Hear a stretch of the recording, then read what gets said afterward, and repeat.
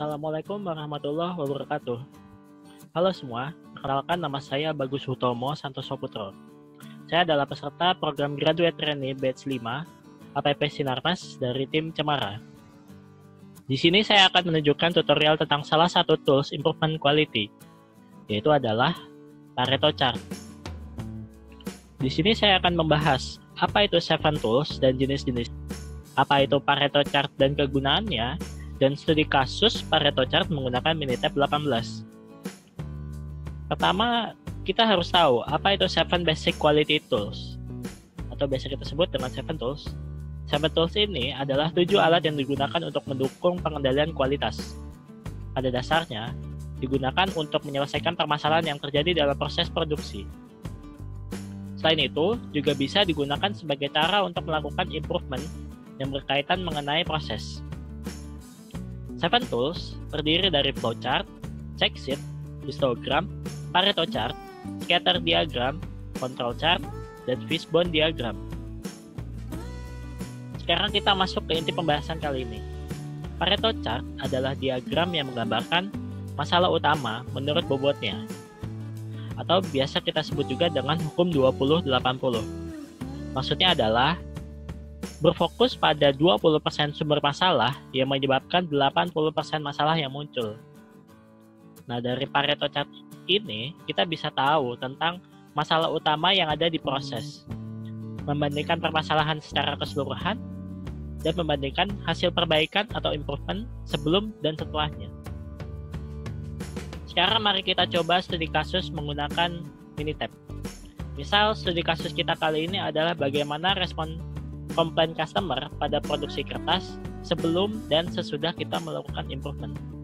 Nah, misal kita menerima data komplain dari produksi kertas kita, misal mudah sobek, permukaan kasar,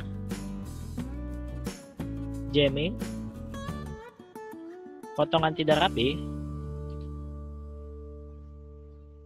tembus pandang,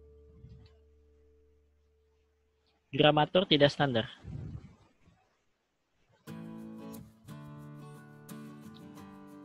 Kemudian kita tahu jumlahnya, jumlah sebelum improvement.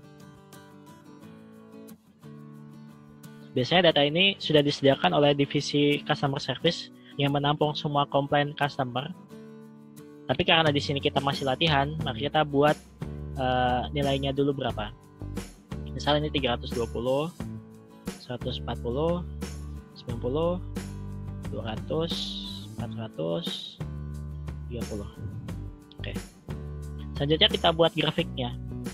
Caranya itu klik Start, Quality Tools, dan Pareto Chart. Untuk defect or attribute data, ini adalah sumbu X-nya pada grafik. Jadi kita pilih komplain. Untuk frekuensi ini adalah sumbu Y-nya di grafik. Jadi kita pilih jumlah sebelum improvement. Kemudian kita klik OK. Nah, sekarang kita bisa lihat Pareto Chart dari komplain yang kita terima dari produksi kertas kita. Ini bisa kita ubah namanya. Pareto Chart of Complaint dari produksi kertas. Ini judulnya. Yang sebelah kiri adalah jumlah sebelum improvement, nilainya berapa. Yang sumbu Y yang sebelah kiri, yang sumbu X yang di bawah ini adalah komplain-komplainnya. Kemudian di bawahnya ada jumlah komplainnya sebelum improvement, ada 400, 320, 200, 140, 90, 30. Bawahnya adalah persentase masing-masing dari setiap komplain. Bawahnya adalah kumulatif. Jadi kalau misalkan 33,9, berarti kumulatifnya 33,9. Terus selanjutnya 27,1, berarti 33,9 tambah 27,1 adalah 61, dan seterusnya. Untuk sebelah kanan ini adalah persentase kumulatifnya, dilihat dari grafiknya. Seperti itu. Nah, di Pareto Chart ini kan juga disebut hukum 20-80. Nah, di grafik ini kita bisa tahu kumulatif 80% masalah adalah masalah utama yang harus kita tangani. Kalau dari studi kasus ini berarti yang harus kita prioritaskan adalah tembus pandang, mudah sobek, dan potongan tidak rapi. Nah, setelah kita tahu masalah utamanya, kita perbaiki prosesnya. Misal, kalau kertas tembus pandang, kemungkinan penambahan fillernya komposisinya kita sesuaikan kembali. Untuk kertas mudah sobek, kemungkinan terbentuk fansnya kebanyakan pada proses refining. Untuk potongan tidak rapi, mungkin potongan tidak rapinya bisa jadi ketika di wet end, dry end, windering, atau finishing. Nah, setelah kita melakukan perbaikan yang ada di proses, kemudian produk kita jual lagi. Kemudian nanti di divisi customer service dilihat lagi respon komplainnya itu bagaimana. Misal di sini kita sudah dapatkan jumlah komplain setelah improvement. Ternyata ada perubahan respon dari customer. Di sini kita coba input nilainya.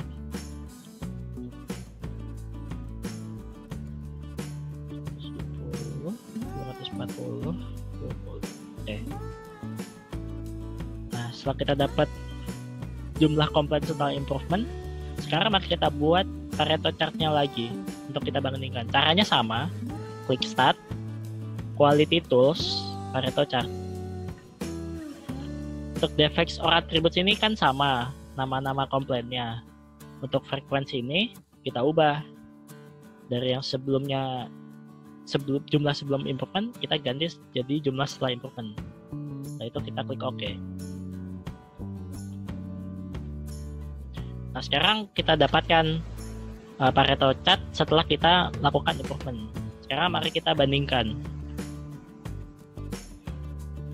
Kita bandingkan dengan Pareto chart komplain sebelum ada improvement. Nah, ini kita ubah agar lebih jelas.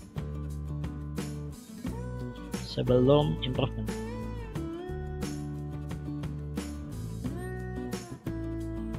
Ubah.